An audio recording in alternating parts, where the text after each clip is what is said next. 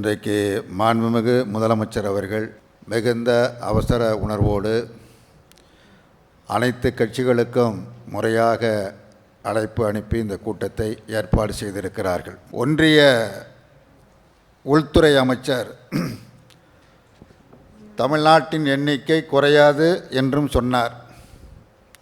அதே நேரத்தில் விகிதாச்சாரப்படி தொகுதிகள் மறுசீரமைப்பு செய்யப்படும் என்றும் சொன்னார். குறிப்பாக தமிழ்நாடு இந்த குடும்ப கட்டுப்பாடு திட்டத்தை,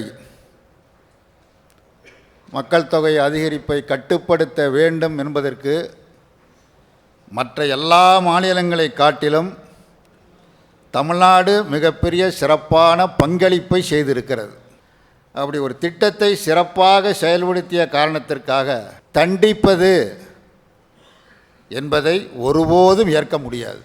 இல்லை விகிதாச்சார அடிப்படையில், மக்கள் தொகை கணக்கின் அடிப்படையில் தான் செய்ய முடியும் என்ற ஒரு மூர்க்கத்தனமான முடிவிற்கு மத்திய அரசாங்கம் வலிமையானால் அந்த மூர்க்கத்தை எதிர்த்து போராடுவதற்கு தமிழகத்தில் இருக்கிற அனைத்து அரசியல் கட்சிகளும் ஒன்றுபட்டு, மற்ற தென் மாநிலங்களும் கடுமையாக பாதிக்கப்படுகிறது, அவர்களையும் ஒன்றிணைத்து உரிமைக்காக, நியாயத்திற்காக போராடி வெற்றி பெறுவதற்குள்ள முயற்சிகளை நம்முடைய மாண்புமிகு முதலமைச்சர் அவர்கள் மேற்கொள்ள வேண்டும். மேற்கொள்வார், வெற்றி பெறுவார் என்கிற நம்பிக்கை உண்டு.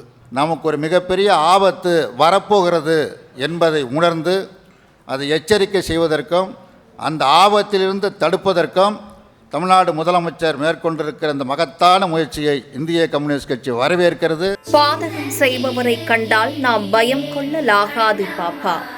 மோதி மிதித்து விடு பாப்பா, அவர் முகத்தில் உமிழ்ந்து விடு பாப்பா. அண்மை செய்திகளை உடனுக்குடன் தெரிந்து கொள்ள இணைந்திருங்கள் எம் நாடு தொலைக்காட்சியுடன்.